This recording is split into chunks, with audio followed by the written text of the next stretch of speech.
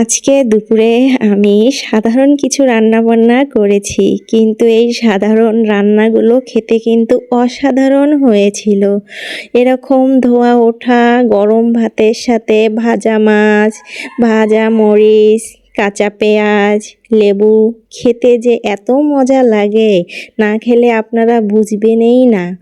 তো আজকে আমি যে সাধারণ রান্নাবান্নাগুলো করেছিলাম সেগুলো হচ্ছে মসুরের ডাল করেছিলাম, সাথে মাছ ভাজা, তারপর ছিল শাক ভাজা ছিল, কাঁকরোল ভাজা ছিল, আর হচ্ছে করল্লা ভাজা ছিল। মানে সব কিছুই শুধু ভাজাভাজি। তো ভাজাভাজির সাথে একটু ডাল না হলে চলে না, সেজন্য আমি প্রথমে মসুরের ডালটা ভিজিয়ে রেখেছিলাম, তারপর ভালো করে ধুয়ে সব কিছু দিয়ে আমি হচ্ছে রাইস কুকারের মধ্যে বসাই দিয়েছিলাম।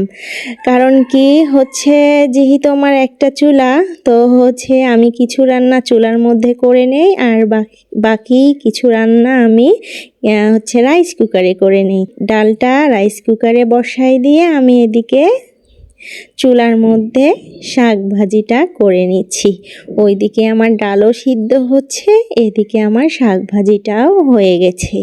তো এভাবে যদি রান্না করা যায়, দুইটা চুলা থাকলে দুই চুলায় বসাই দিলে অনেক দ্রুত হয়ে যেত, কিন্তু আমার দুই চুলা নাই, সেজন্য আমি এরকম করি।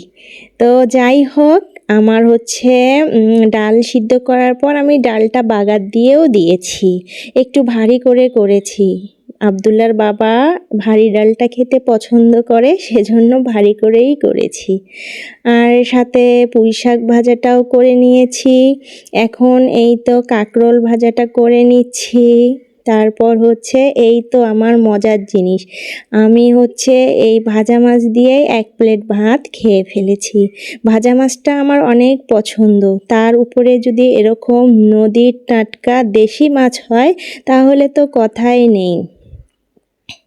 তো মাছগুলো আমার হয়ে গেছে, আমি সুন্দর করে কড়া করে একদম লাল টকটকে করে ভাজি করে নিয়েছি, খেতে অনেক মুচমুচে হয়েছিল।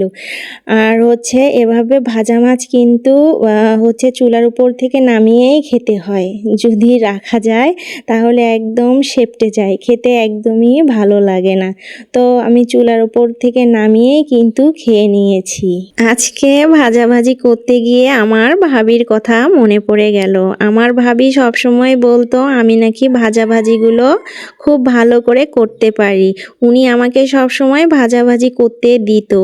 তো তার কথা আজকে আমার খুবই মনে পড়লো।